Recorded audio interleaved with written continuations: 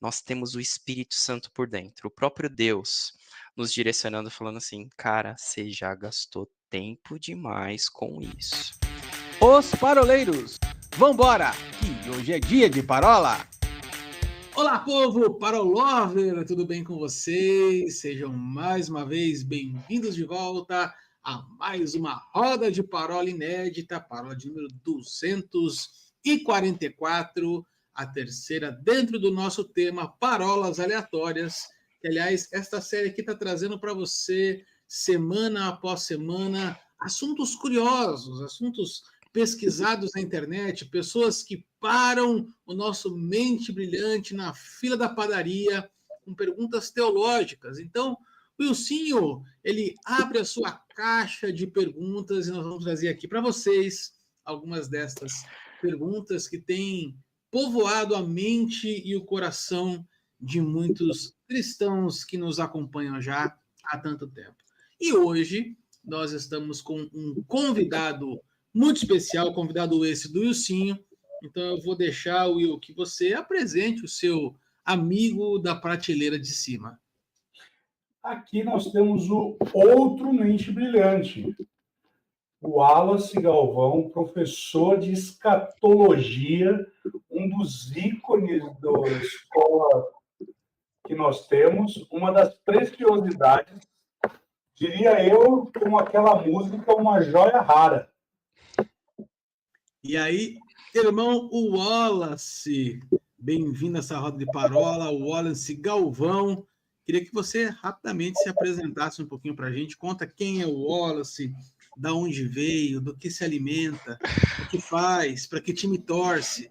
Conta para a gente um pouquinho, Wallace, de você. Nossa, bom demais. Obrigado, Arthur, Wilson, tá aqui com vocês, cara, poder compartilhar um pouco sobre a palavra, falar sobre temas escatológicos ou temas polêmicos aí da net.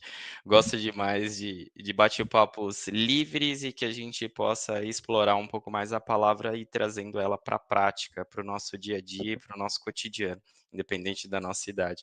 Bom demais pela oportunidade. Eu sou o Wallace, professor do Rema. Amo o tema escatologia desde a minha juventude, hoje com 40 anos e poucos cabelos. Foi um tema que eu sempre fui apaixonado e como Deus é lindo, né? Ele vai nos preparando justamente para boas oportunidades. E hoje poder falar sobre esse tema de uma forma um pouco mais ousada ali para diferentes alunos é bom demais. Bom estar aqui com vocês, pessoal. Maravilha. Então, mais uma vez, bem-vindos, Wallace. E nessa semana, então, vocês podem perceber, você que está nos acompanhando aí, tanto pelo YouTube como pelo Spotify, o nosso oráculo, mais uma vez, deu o cano, né? Na verdade, está com a sua agenda ministerial bastante puxada nessa quinzena.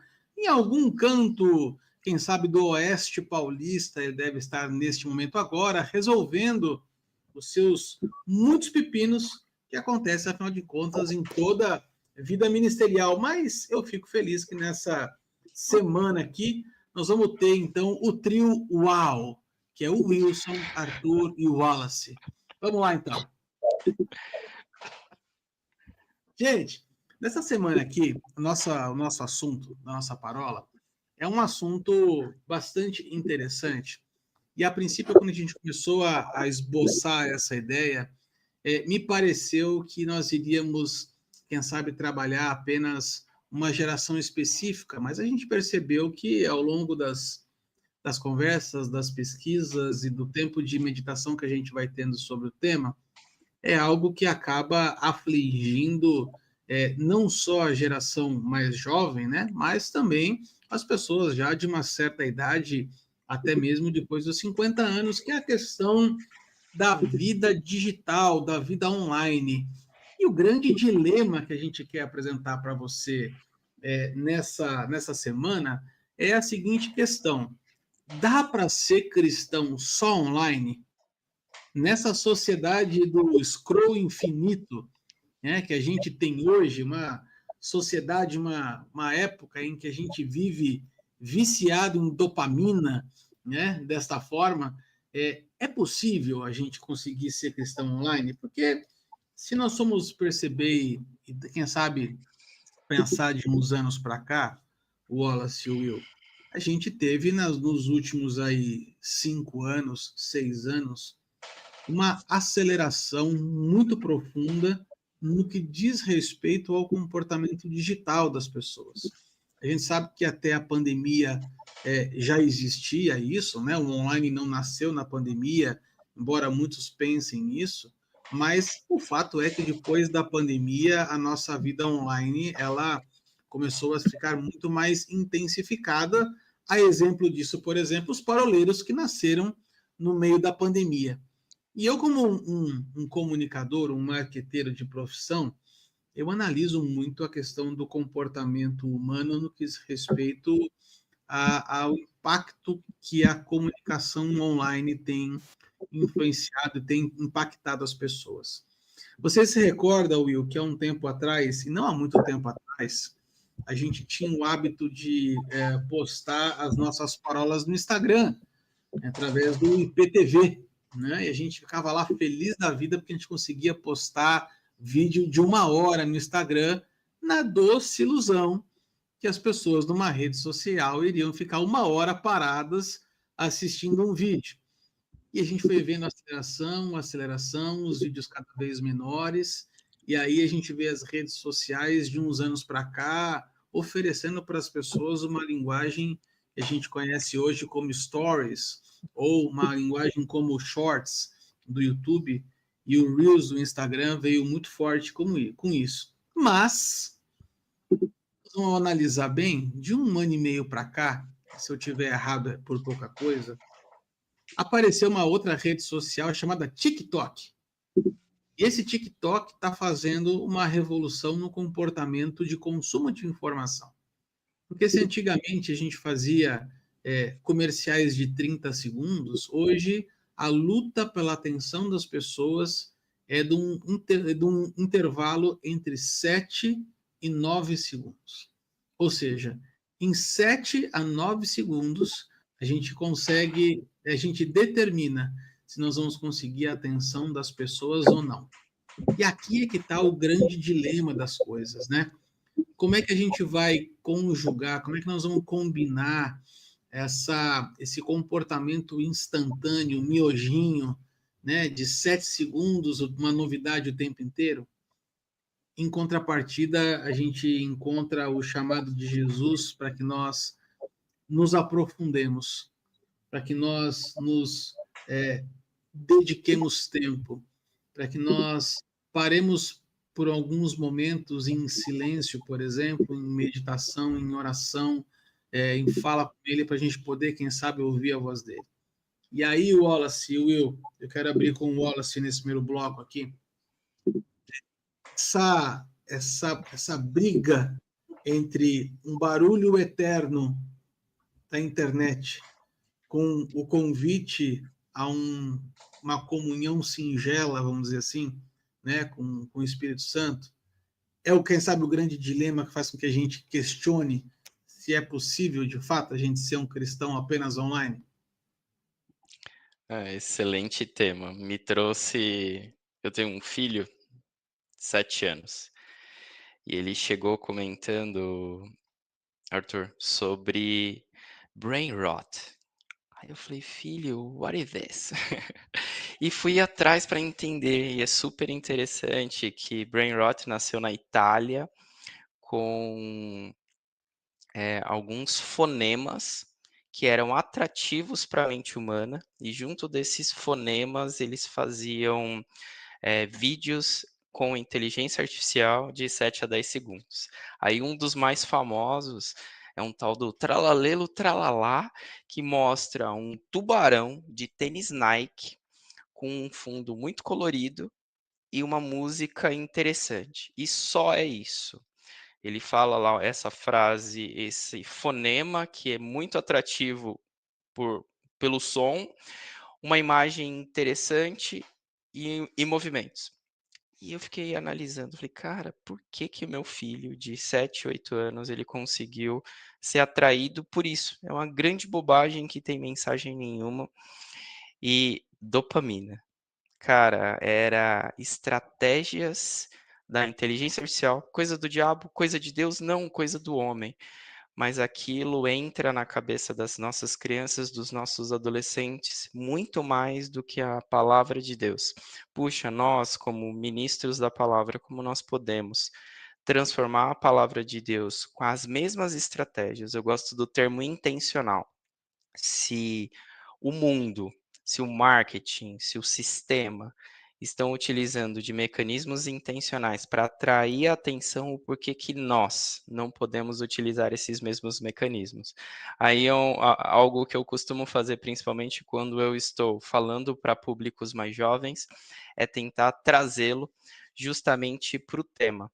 É algo que hoje na internet é muito comum, não só um monólogo, não só ali um conhecimento sendo compartilhado, mas trazer o público para dentro daquela palavra e transformá-lo nele num diálogo em que as pessoas se sintam parte da mensagem. Eu percebo que isso é super atrativo e super aderente, principalmente quando falamos para um público mais jovem. Mas podemos perdê-los em muitos muito rapidamente, dentro de segundos, caso a gente não seja efetivo nessa estratégia. Com certeza o Espírito Santo vai sempre nos guiando para que a gente seja cirúrgico, efetivo e com uma palavra profunda. Eu admiro muito, Arthur, o Wallace, porque, como eu disse, são poucos os professores que nós temos de escatologia, né? E eu estava assistindo uma aula dele de escatologia e eu fiquei meio que estarrecido, assim, pensando, rapaz, eu vou ter que aceitar Jesus de novo, quando ele estava dando aula. Porque ele fez uma conexão sobre a questão que nós estamos vivendo hoje, da tecnologia, e assim, ele está sendo meio que humilde aqui, porque teve um dia que a gente estava na cozinha da igreja e ele começou a falar com as teorias meio malucas. E uma das teorias é a seguinte: você já parou para pensar que hoje nós estamos alugando carro, nós estamos deixando de ter propriedade das coisas para que a gente simplesmente alugue? E aí eu falei, cara, que conversa mais maluca que esse cara está tendo. Mas, assim, como eu sei que esse negócio... E ele começou a falar uns negócios, e aí ele começou a falar sobre a questão do Pix, a questão da tecnologia, como isso está movimentando muito o nosso dia a dia. E de fato, o Wallace ele tem uma linguagem muito apropriada com os jovens da nossa igreja. E uma das coisas que... Outro dia ele pegou os jovens lá da igreja, principalmente o pessoal do DI, e começou a falar sobre Dark Web, falar sobre a Deep Web, e falar sobre essas coisas. As crianças ficaram assim, estarrecidas, pensando e falando assim, mas espera aí, onde que tudo isso daqui entra Jesus? Né? E é um tema muito atual, porque, de fato, de verdade, ele pegou uma veia que, para mim, foi muito interessante, porque depois, no outro domingo, a Carol me colocou para dar aula para as crianças e foi super divertido, né? Para quem sabe como eu amo dar aula para criança. E aí, eles ficavam falando, mas o professor Wallace, ele falou isso, falou aquilo, porque, de fato, hoje nós estamos vendo que esse aspecto da tecnologia tem feito com que as crianças, principalmente, elas acabem se afastando. Então, você pega, por exemplo, no âmbito da igreja, a primeira coisa que um pai faz é dar um celular na mão do filho. E eu me lembro que o desafio que o Wallace fez nessa sala foi justamente mostrar os perigos da internet, mostrar exatamente os perigos de estar online. Né? A gente fez uma brincadeira outro dia com o Wallace. O Wallace, eu acho que é um dos únicos professores do Rema que não tem Instagram. E aí o pessoal marcando ele numa escola que a gente foi dar aula junto, e o pessoal falando, mas o Wallace não tem Instagram. Eu falei, não tem problema não, me marca que eu baixo e mando para ele. Né? E muito nessa linha, sabe, Arthur? porque, de fato, por ele ser apaixonado, aficionado por essa questão de escatologia, você vê ele muito entranhado nessa questão, porque hoje os jovens eles estão tão mergulhados, mas ao mesmo tempo tão superficiais naquilo que diz respeito ao Evangelho, né? A Bíblia vai dizer lá em Hebreus, né, que a gente não deve deixar de congregar. E hoje nós estamos vendo essa forma superficial com que as pessoas estão se posicionando. E que tipo de evangelho que nós estamos, né, pregando? Até outro dia, a gente fez uma brincadeira, o Wallace pregou um tema muito divertido lá na igreja, que era fato ou fake. Né? E numa linguagem mesmo, trazendo assim, será que tudo isso que nós estamos vendo é uma realidade? Né? Então, eu não posso deixar de abusar do Wallace aqui nessa questão da escatologia, voltado para essa questão de tecnologia, para responder a pergunta: será que de fato hoje o online ele consegue concatenar com o cristianismo? Será que consegue trazer um ambiente favorável? Eu tenho minhas dúvidas, porque nós estamos vendo igrejas na Alemanha onde já tem até pastores online por inteligência artificial. Nós tivemos o primeiro culto, né, online, totalmente ministrado por uma inteligência artificial. Então, assim, eu acho que nós estamos flertando com coisas perigosas ao ponto de um tempo, e eu sei que aqui eu vou fazer uma provocação para o Wallace vai me corrigir, quando Daniel fala que, no final dos tempos, a ciência aumentaria muito. Né? Eu tirei do contexto mesmo proposital, Wallace, para você navegar aqui. Mas será que é isso mesmo?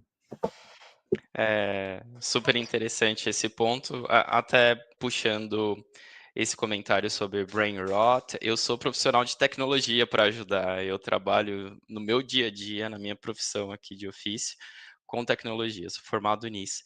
E uma das práticas na minha carreira de um ano atrás, nós não fazemos mais nada igual, Arthur. É impressionante.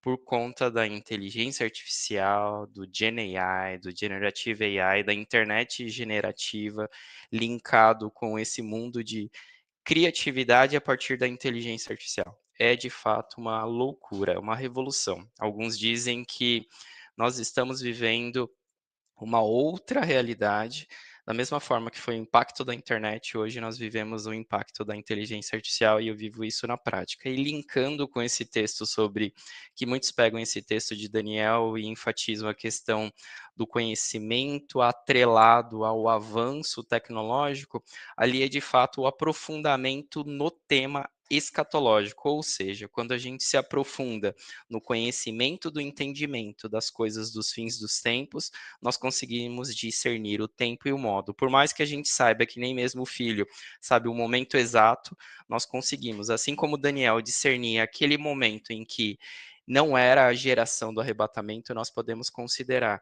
que hoje nós estamos vivendo os últimos segundos do relógio escatológico, ou dos fins dos tempos, ou da chegada do nosso Messias, seja o viés pós-tribulacionista ou pré-tribulacionista, não quero ser metódico ou muito técnico aqui, a grande questão é que o nosso rei está voltando para arrebatar uma igreja santa, pura, imaculada, que precisa de comunhão.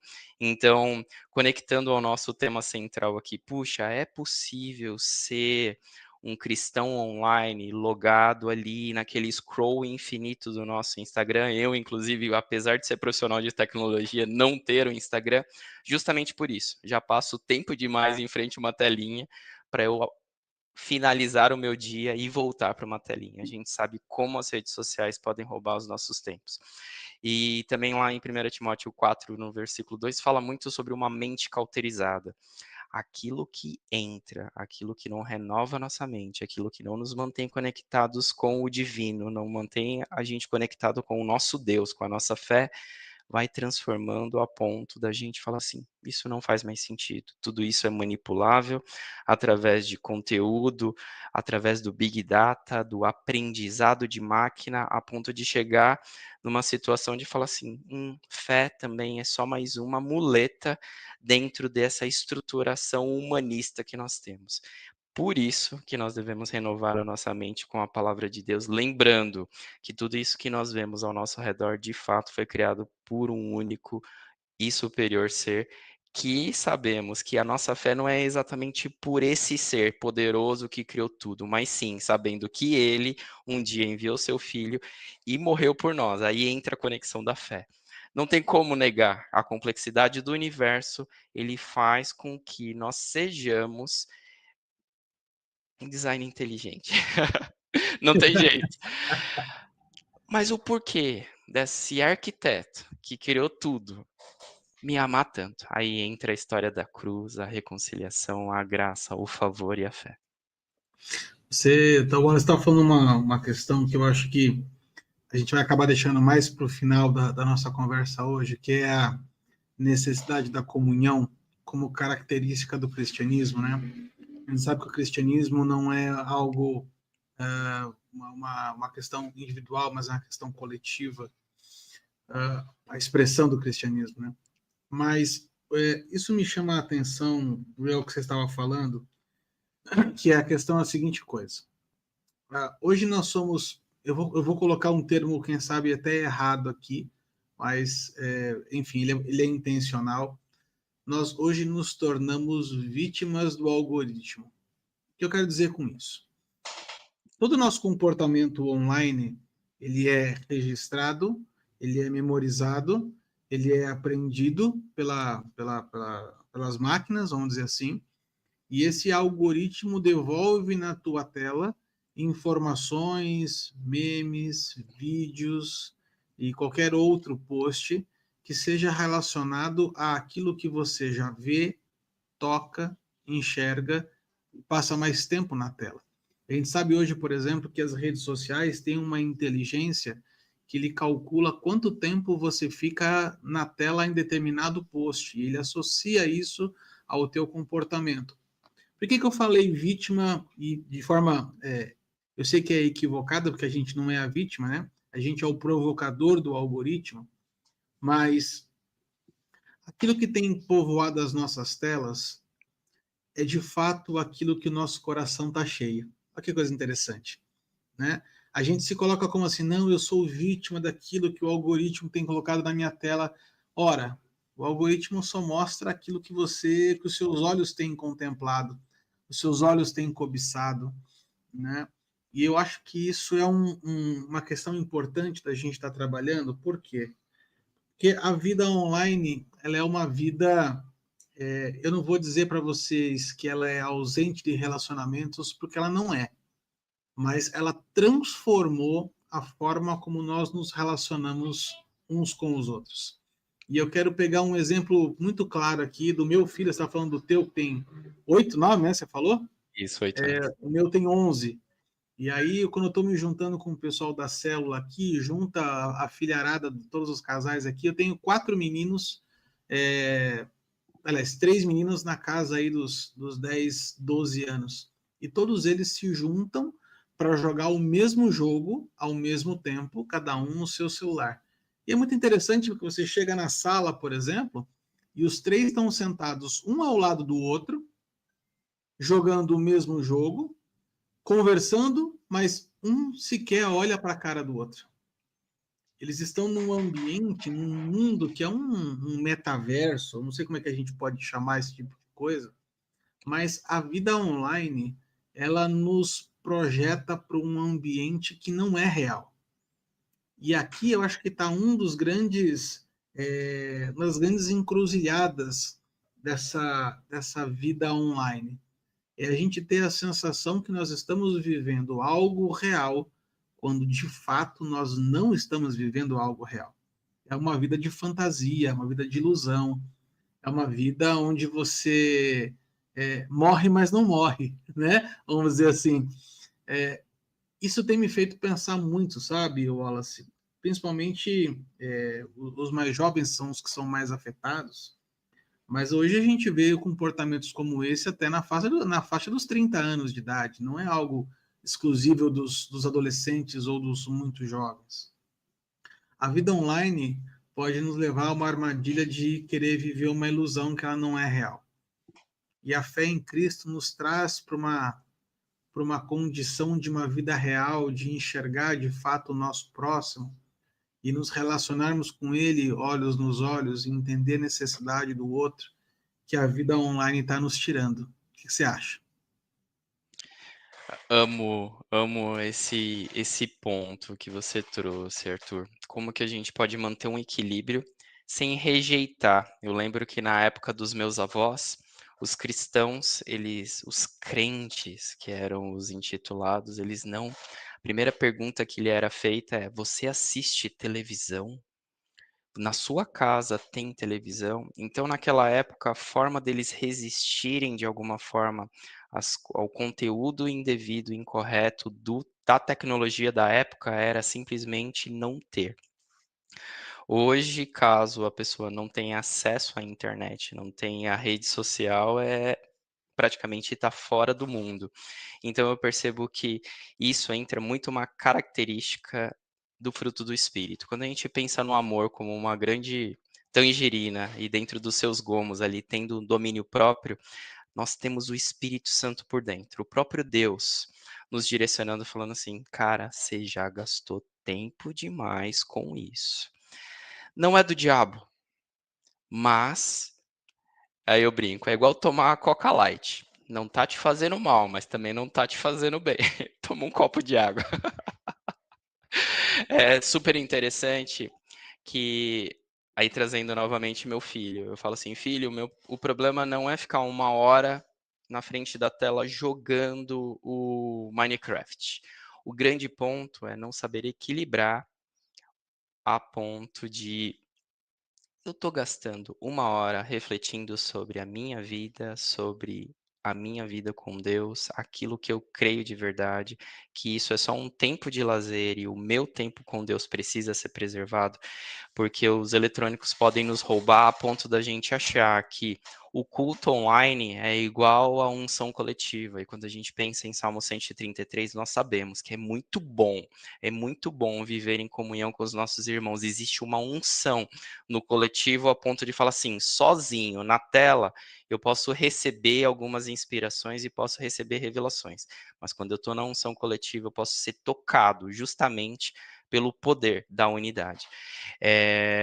O eletrônico pode nos afastar a ponto de chegar naquele sinal. Com certeza, a pandemia é um sinal escatológico de fim dos tempos. Quando lá em Mateus 24, ali a partir do versículo 3 até o 13, o próprio Jesus começa a explanar sobre alguns sinais, nós sabemos que dentre eles existiam pestes, pandemias, enchentes, guerras e rumores de guerras, e nós percebemos como a nossa sociedade estava e está doente no momento que não pôde tocar no mundo real, não pôde ir ao mercado. Eu me recordo, cara, que nós íamos brincar, eu me senti um criminoso, Arthur, contei isso pro Wilson. Eu não aguentava mais estar num apartamento. Aí eu falei assim, filho, hoje nós vamos cometer um crime. Eu peguei o meu filho naquela época de 4 ou 5 anos e fomos pro escorregador da praça. No escorregador da praça passa a guarda civil. E eu não podia estar ali. Eu me escondo junto com meu filho de 5 anos atrás da moita porque eu estava utilizando o escorregador. Chega nesse nível. Nós entramos numa vida pandêmica que de fato reflete os fins dos tempos e as pessoas consideram ainda normal, entre outras coisas.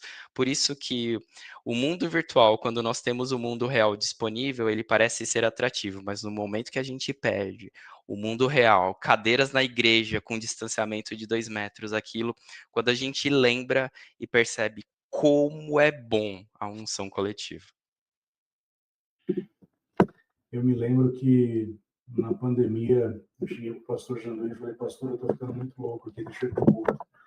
Ele falou para mim assim, você pode, mas você vai ficar lá no fundo da igreja, né? E, de fato, isso é uma realidade, né? Você citou Salmo 133 e muitas vezes nós estamos deixando de viver aquilo que é a unção coletiva, né? E nós estamos substituindo muitas coisas. E nós não podemos esquecer de algo.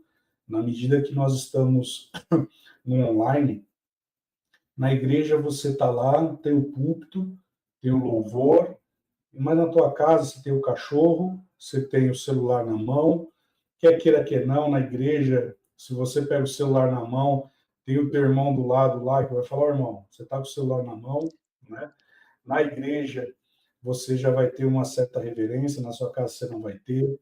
Na tua casa você vai estar no sofá, você vai estar, não quero fazer uma piadinha aqui, mas comendo pipoca, como em algumas igrejas já se tentaram fazer. E eu acho que a gente está no momento que a gente fica no online, a gente perde essa questão da reverência. Nós perdemos essa questão da própria comunhão. Porque se a Bíblia diz que nós não devemos deixar de congregar, é porque existe algo fundamental na unção coletiva. Existe algo que, quando nós estamos próximos um do outro, se fosse assim, em 1 Coríntios 12, não diria a respeito do corpo, né? Então, a gente fica meio estranho, né? Você deixar o Wallace, que mora em Barueri, deixa o Wallace lá, que é um braço que ele está lá, né? O braço sozinho não faz nada, ele precisa estar conectado. Literalmente, precisa estar conectado. E quando você está muito desplugado das coisas, você não tem essa realidade, você não tem aquele momento de você chorar com o teu irmão, de você abraçar, que nem ontem, né? Para mim, ontem, o Wallace, foi tremendo a gente naquela banca, né? Tudo que aconteceu, e você vendo as pessoas depois, nós estamos avaliando, né, os alunos agora do Reino, e eu costumo dizer que agora é o momento de vingança. Eles avaliam a gente o ano todo, agora é a gente que avalia eles. Então, mas ontem foi muito extraordinário, quando estava eu e o Wallace ali, e a gente vendo as pessoas, os alunos, dizendo um para o outro quão importante foi aquele ano, um ajudando o outro, um contribuindo na vida do outro, porque, de fato, essa distância ela acaba fazendo com que haja uma impessoalidade. E a Bíblia diz ao contrário, né? Como que nós vamos, por exemplo, como que a gente traria, numa versão high-tech, os 4 amigos tirando o telhado? Seria como? Como que nós faríamos? São 4 hackers rompendo um sistema ideológico para chegar na frente de Jesus. Tipo, não entra isso na nossa cabeça. Então, a gente começa a ver que padrões eles começam a ser estabelecidos. E o Wallace trouxe um negócio muito importante, né, que é Romanos 12, 2. Como que eu vou transformar a minha mente? Porque eu tenho percebido, eu não sei se o Wallace já se deu conta disso, mas eu tenho percebido algo, e nós já falamos sobre isso, Arthur, que é a tal da sociedade líquida, ou sociedade cristal. Hoje, nós estamos vivendo um nível de maturidade cristã, ela é tão superficial que nós estamos hoje gerando crentes, cristãos fracos na fé. Eu fiz uma brincadeira e 2024 a escola de ministros, eu fiz uma brincadeira com o Wallace que a gente foi esticado, mas por uma diretriz do Ministério, 2026 vai ser online. E eu brinquei que 2026 vai ser o ano do Umpa-Lumpa, porque vai ser tudo online. Então, assim, eu não vou ter esse dispor de ir até a escola, de eu ter que estar ali. O Wallace, ele vai lembrar disso. A gente fez coisas na diretoria da escola de ministros para fazer com que todos os alunos terminassem o ano. Como que vai ser no online? Você não vai ter essa personalidade, você não vai ter o irmão dando o ombro para o outro. Como que você vai... Como que seria numa versão high-tech, como o ferro afia o ferro, assim o amigo... Como que vai ser isso, né, no online? Você não consegue fazer isso. há uma impessoalidade muito grande, e quando há essa impessoalidade, Jesus mesmo ele disse para Zaqueu, importa que hoje eu esteja na sua casa. Ele não vai virar e falar o seguinte, importa que hoje eu me conecte com você. Importa que hoje eu faça um login. Lógico que é uma ilustração esdrúxula que eu estou fazendo, mas quando ele fala, importa que eu vá na tua casa, ele está falando assim, eu quero estar na tua cozinha.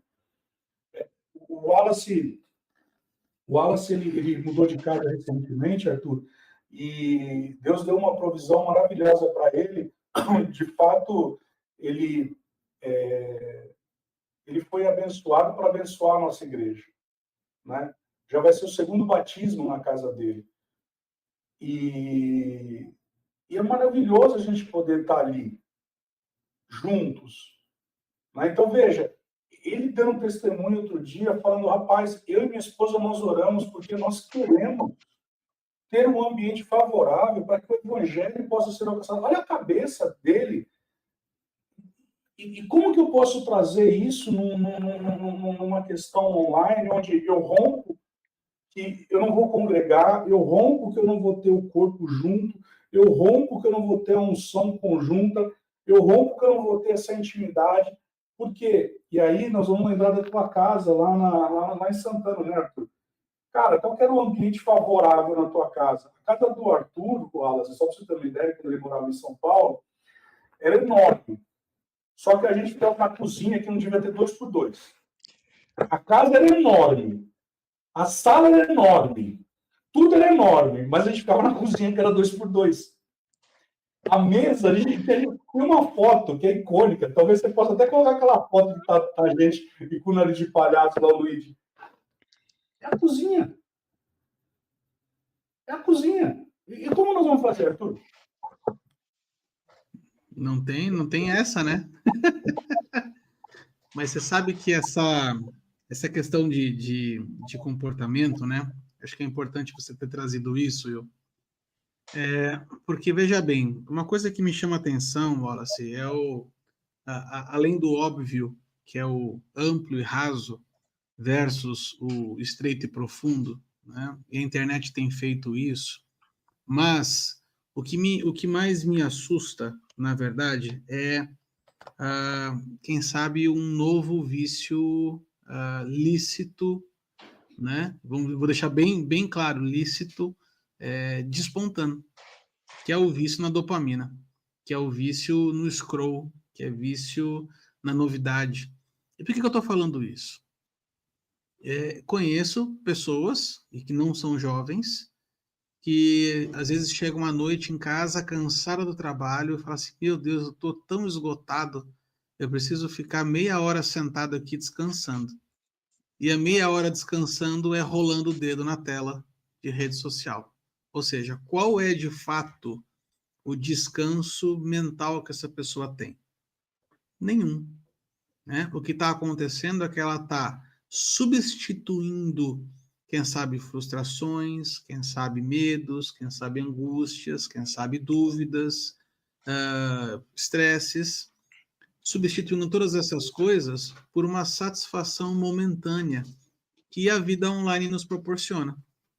Né? Agora, uma coisa que eu acho bastante interessante, e aqui eu quero fazer uma piada com vocês, que aqui talvez esteja, no meu ponto de vista, uma das maiores, quem sabe, hipocrisias, né, da vida cristã online, que é aquela bendita foto das pessoas assim, tira aquela selfie, né? Pegar a câmera assim, tira a selfie, foto do meu secreto. E eu fico olhando fotos como essa, eu falo assim, gente, não tem cabimento fotos do secreto, né? Porque se ele é secreto, é porque não é para ser exposto. Eu fico imaginando, eu faço uma piadinha quando eu vou fazer o curso de hombridade aqui, que a gente fala a seguinte coisa, imagina você, Wallace, você tem quantos anos? Você falou 40? 40 anos, rapaz. 40 anos. Vamos pensar aqui o Wallace lá em 2000, né? Você com a sua câmera Sony, quem sabe ainda, né? Aquelas câmeras digitais famosas da Ana Hickman. E aí você sai mostrando para as pessoas, quando você está lá no culto da sua igreja, e você abre a sua mochila, você saca a sua câmera digital e você mostra a foto de um omelete. E fala assim, olha o que eu comi hoje no café da manhã. A gente consegue se imaginar tendo um comportamento como esse? Não consegue se imaginar. Mas todos os dias as pessoas postam foto do que elas comeram. Então, isso traz para mim um entendimento de que nós estamos, quem sabe, invertendo alguns valores e a vida online está sendo responsável por isso, de trazer a público aquilo que é vida do secreto. Ou, vamos até um pouquinho mais além, né? Tentando buscar aceitação, tentando buscar aprovação alheia naquilo que é normal, como, por exemplo, um prato de comida na hora do almoço. Nós estamos buscando o like das pessoas para que elas aprovem o que nós jantamos, Wallace. É uma coisa muito maluca, assim, sabe? E aí eu trago isso para a realidade agora cristã, e a gente começa a entrar num viés, quem sabe, e que você deu uma pincelada bem no começo dessa parola, acredito eu que de forma despretensiosa, mas dá para a gente conversar agora sobre isso exatamente, que é a questão da seguinte coisa. Qual é o papel do cristão na internet? Porque se não dá para ser cristão apenas online, a internet hoje se mostra uma ferramenta altamente eficaz, não, quem sabe, em discipulado. Porque o discipulado, na minha opinião, ela é necessário presença, é necessário profundidade, coisa que a vida online não nos permite. A vida online quer velocidade, quer resultado, quer like, mas ela não quer profundidade. E o discipulado, a vida cristã, o ferro que afia o ferro, como o Senhor trouxe, requer esse olhos nos olhos.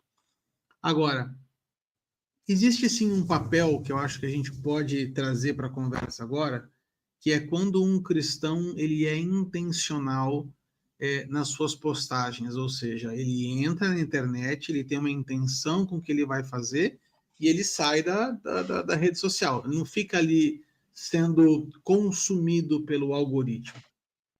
E aí um segundo ponto que eu acho que a gente pode aprofundar também, Wallace, eu queria te ouvir nesse ponto, é o quanto de fato nós temos sido coerentes com aquilo que nós postamos. Ou seja, hoje a nossa vida, a nossa rede social, a nossa vida online, ela é uma vitrine falsa.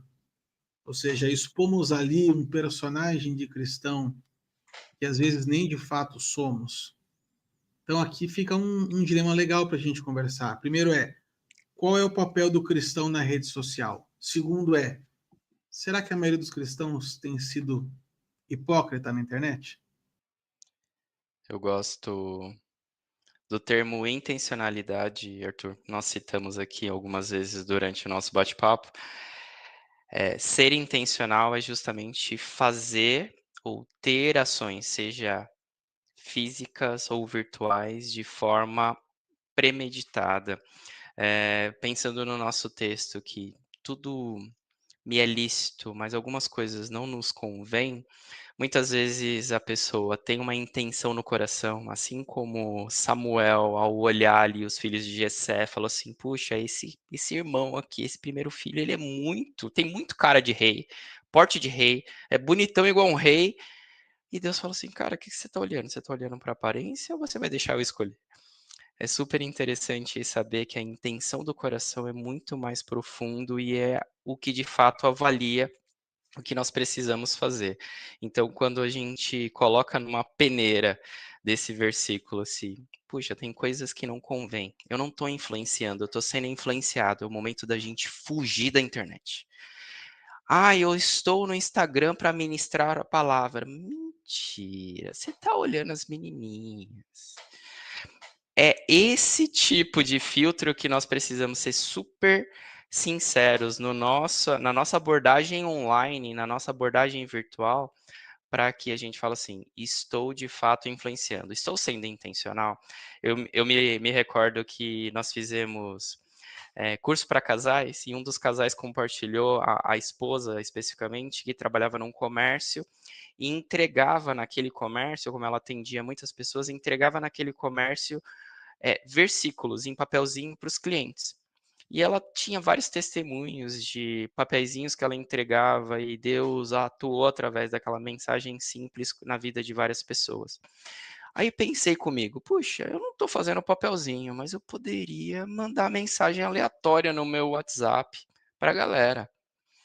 Eu podia ser mais intencional. Então hoje a gente percebe que nós temos muita coragem para falar do time que nós torcemos, da bandeira política que nós defendemos, mas eu sou intencional para pegar uma pessoa aleatória na minha agenda que talvez faça 3 meses que eu não fale, mandar uma mensagem e falar, cara, eu lembrei de você, Jesus te ama demais, ó, e tá aqui o versículo. Ser intencional, ser instrumento em mão de Deus, inclusive virtual. A gente talvez não encontre aquela pessoa nunca mais presencialmente, mas pela internet, pelo nosso WhatsApp, pelo nosso Instagram, eu posso ser efetivo e boca de Deus, voz de Deus nessa terra para atingir lugares, inclusive com outros idiomas. O que que nos impede?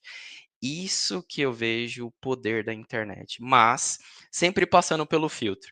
Puxa, de fato, eu tô sendo sincero no meu coração. Eu tô falando com a ex-namorada porque eu quero evangelizar ou porque eu quero trair a minha esposa? Você entende que quando a gente discerne o nosso coração para que a gente seja intencional, para que seja efetivo, eu estou publicando a minha foto na igreja, porque eu quero mostrar que eu estou usando aquela marca famosa ou porque de fato eu quero influenciar todos que vão ver aquele post em que eu de fato estou na igreja congregando e adorando ao meu Deus. Um outro ponto super importante é a questão da interdependência. Nós não somos dependentes de ninguém, esse é um grande ponto. Pessoas, nada contra os psicólogos, mas pessoas transformando a psicologia em muleta. E um outro extremo, falando eu sou independente a ponto de assistir o culto online no domingo aqui do Brasil, outro eu assisto lá o Joel Osteen dos Estados Unidos, e hoje eu quero não vou congregar. Estou congregando em diferentes igrejas e não estou amarrado a ninguém porque eu sou livre. Então acaba distorcendo a palavra para o viés que ele quer, sendo libertino e não de liberdade. Então a interdependência é justamente isso. Puxa, eu sou um indivíduo em Cristo, curado, sarado, perfeito em Deus para as boas obras, mas a unção coletiva, quando eu estou com o Wilson, quando eu estou com o Arthur, quando eu estou em comunhão com os meus irmãos, que me fortalece. Aquele que está fraco é levantado pelo aquele que está forte. Então eu percebo o poder da internet com a conexão da intenção do nosso coração, trazendo uma efetividade e uma sinergia, falando assim, puxa, eu posso fazer mais do que Paulo, do que Cristo, e eu posso ir até os confins da terra sentado à minha mesa. A gente poderia parafrasear aqui, Arthur. John Wesley ele disse: o mundo é minha paróquia, né? Então a web é minha paróquia. Eu gosto dessa ilustração. De fato, existe uma regra dentro do ministério, o Wallace sabe bem disso, sobre o cuidado que nós devemos ter com as redes sociais, né? E fazer bom uso dela, para que através das redes sociais a gente não venha escandalizar o ministério que nós fazemos parte, mas também o nosso próprio ministério. E de fato a gente começa a ver que existe uma ferramenta que ela é poderosa. Só que também a gente já falou sobre isso. Hoje nós temos um cardápio infinito dentro da internet. Então, hoje é muito complicado você saber que, de fato, aquilo que nós estamos ouvindo é baseado numa sã doutrina, ou se ela tem algum caguete, ou tem algum amuleto, alguma coisa que possa trazer erros na nossa caminhada, né? Então, na minha cabeça, na minha concepção, ser cristão no mundo digital, de novo, a gente perde na questão do discipulado. Porque uma coisa é Eu não posso hoje ir na casa do Arthur, mas eu estou na célula do Arthur. A outra coisa é eu começar a olhar o cardápio digital e eu começar a ir atrás daquilo que o próprio Paulo falou a Timóteo, que no final dos tempos os homens iriam atrás de mestres que poderiam afagar o seu coração. Então, hoje nós temos pessoas utilizando do evangelho num aspecto de coach,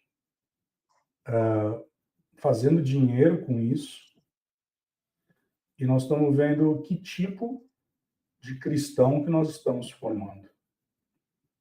Eu vi outro dia uma ilustração muito interessante de um aspecto antropológico. A pessoa dizia assim: uma sociedade forte gera uma geração próxima enfraquecida, e essa geração enfraquecida gera uma próxima geração ainda mais mole. E por conta disso, essa geração, que é a terceira geração, ela exige que a quarta geração seja uma geração dura. E aí entra um novo ciclo. Só que hoje, se nós olharmos, quem são os pregadores proeminentes do dia de hoje? Eu ouvi hoje uma fala de uma pessoa dizendo assim: nós temos que chamar um ministro tal para ministrar, porque ele flui bastante nos dons.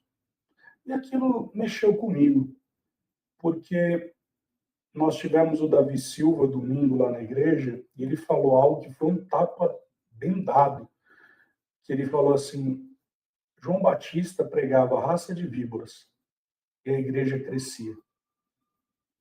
Raça de víboras, e a igreja crescia. E hoje, nós estamos pensando assim: quem são as pessoas que eu consigo trazer para dentro da igreja para lotar? Quando, na verdade,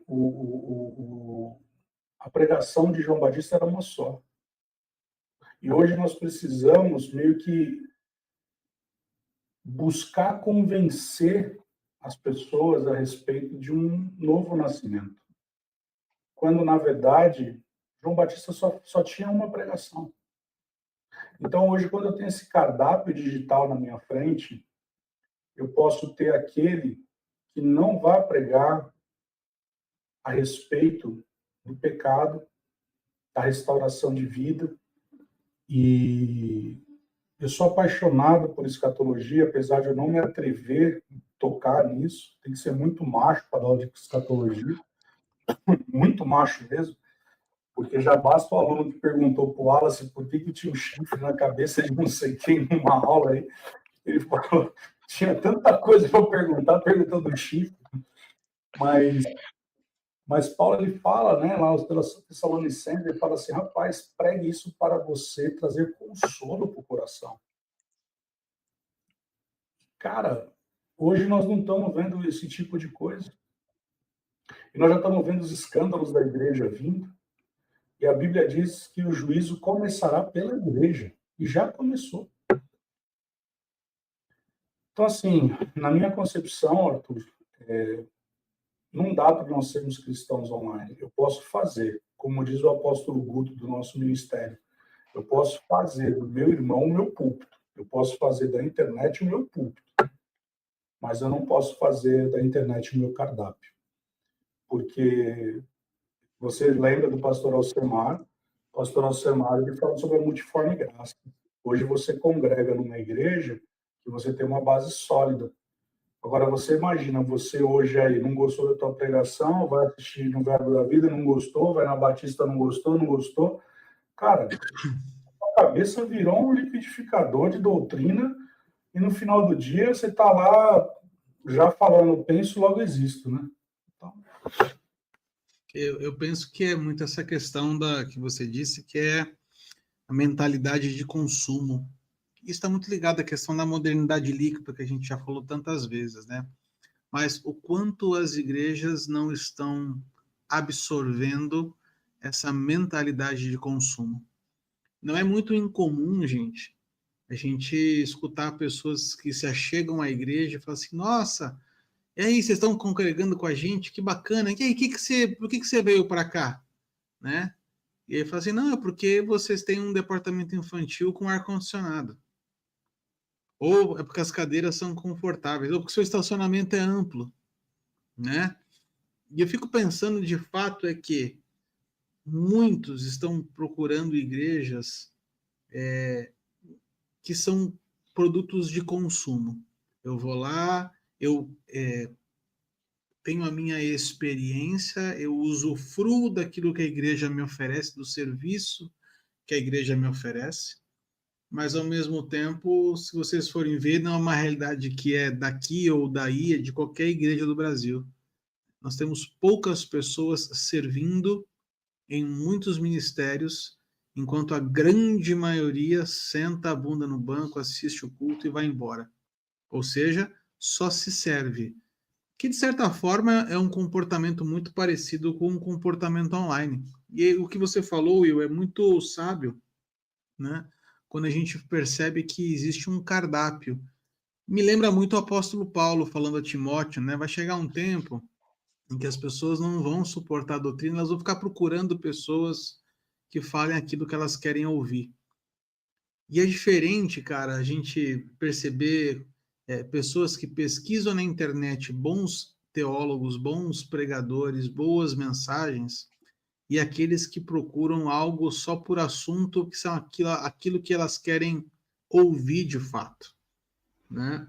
E eu não quero aqui de forma alguma, muito pelo contrário, se eu falar que é isso, a gente vai estar dando um tiro no pé, né? Que é demonizar a internet.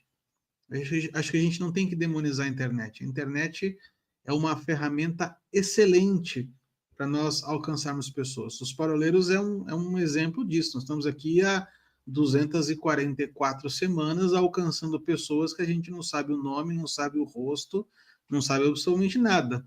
Mas a gente sabe que a palavra, uma vez que ela é proferida, ela alcança o coração das pessoas.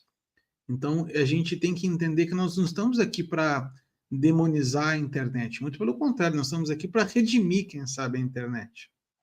E entender que a internet pode ser, sim, um canal maravilhoso. Porém, entretanto, contudo, todavia, com toda a vênia, a excelência, né? Eu trago aqui a nossa consciência, e aqui eu encerro a minha participação de hoje, dizendo duas coisas. Primeira coisa é que Jesus, em Mateus 6,6, ele fala assim, ele não fala assim, e quando postares, né, o teu pai que te vê em silêncio, ele te recompensará, mas ele vai falar assim, quando você orar, entra no teu quarto, fecha a porta, ou seja, aquilo que é o privado, ainda que é você e Deus, ainda continua sendo o alicerce de toda a fé cristã. Não é sobre o que você mostra na sua rede social, mas é o que você vive de fato, e digo mais, aquilo que você exercita enquanto as suas portas estão fechadas. Então, eu acredito que o problema nunca foi o scroll, o problema nunca foi a rede social, mas o problema continua sendo, e a gente talvez esteja batendo numa tecla que a gente bate quase toda semana aqui, e é chato, não é uma. É como diz uma música de Tom Jobim, né? É um samba de uma nota só, mas ainda continua sendo o coração do homem. O coração do homem que continua sendo o palco da batalha. É lá que as coisas continuam sendo batalhadas e não adianta a gente botar a culpa na internet. O que a gente precisa fazer é, quem sabe, rever o nosso coração. Wallace, quer trazer as suas últimas considerações de hoje? Com certeza. Me fez lembrar uma frase que eu vi de um grande pregador que me impactou. Ele citava, Arthur: "Deixe que venham por interesse, mas de forma nenhuma que permaneçam por interesse". Então, que a internet seja essa ferramenta para que atraia as pessoas para a cura divina, para a prosperidade bíblica, para a unção de Deus, para a conversão de famílias, para mudança de rota, para arrependimento de pecado de fato. E que no momento que eles se depararem com o amor de Cristo, eles falam assim: eu vim por causa das bênçãos, mas agora eu só quero é a presença. Eu eu entendo, não tenho Instagram justamente por isso, para que a minha viagem, o meu jantar, o meu tempo com a minha família seja de fato para eu desfrutar da presença e não focado em guardar de alguma forma ali, de forma eh, técnica, virtual, digital, aquele conteúdo e tentar puxar memórias que eu não vivi naquele momento. Eu não quero perder a experiência da presença, sabe, Arthur? Então, trazendo aqui para as pessoas que possam consumir esse conteúdo, seja intencional na internet para que você consuma de forma correta o conteúdo e saiba usufruir daquilo. E, ao mesmo tempo, sempre lembrando que a unção coletiva é o que vai transformar as nossas vidas. É nessa unção coletiva que a gente é confortado, confrontado e muitas vezes exortado. Essas são as minhas palavras e agradeço demais essa oportunidade aqui com vocês. Honra estar aqui contigo. Will? Olha, para quem é verbiano, ele terminou como um assembleano. Obrigado pela oportunidade que me foi dada. Isso, lembrando de... Tá vendo? Eu ia acabar com a piadinha infame, mas você tomou lugar da minha piadinha infame. Então, eu ia encerrar hoje falando que, na verdade, depois de tudo isso aqui que nós estamos falando, né, chego à conclusão de que Jesus foi o primeiro que trabalhou a vida online, porque ele passava diante das pessoas e dizia, segue-me. Na verdade, eu vi algo hoje que vai muito nessa linha. Se o mundo online não fosse de Deus, ele não trabalharia de home office, porque ele está no céu controlando toda a coisa. Wallace, muito obrigado pela tua presença, foi maravilhoso. Que essa seja a primeira, quem sabe, de outras participações tuas. Tenho certeza que o Paulinho ia ficar muito feliz de poder também estar aqui contigo e conversar. E fica aqui o nosso desafio para você que nos acompanhou, nos ouviu até aqui. Quem sabe depois desse episódio, você faça uma pausa de 10, 15 minutos sem tela. Fale com Deus. Ele ainda continua falando fora do Wi-Fi. E se você gostou desse conteúdo, deixa aqui o seu joinha, compartilhe, que é dessa forma que o YouTube entende que esse conteúdo é relevante e acaba mostrando para mais pessoas. Os pauleiros também estão no Instagram, estão no Spotify, tanto em áudio como em vídeo. Se você prefere essa plataforma, fica à vontade. O importante é que você tenha acesso a tudo aquilo que a gente tem produzido aqui na internet. Semana que vem a gente vai estar de volta, se Deus quiser, com mais uma parola aleatória. Um grande abraço. Tchau, tchau.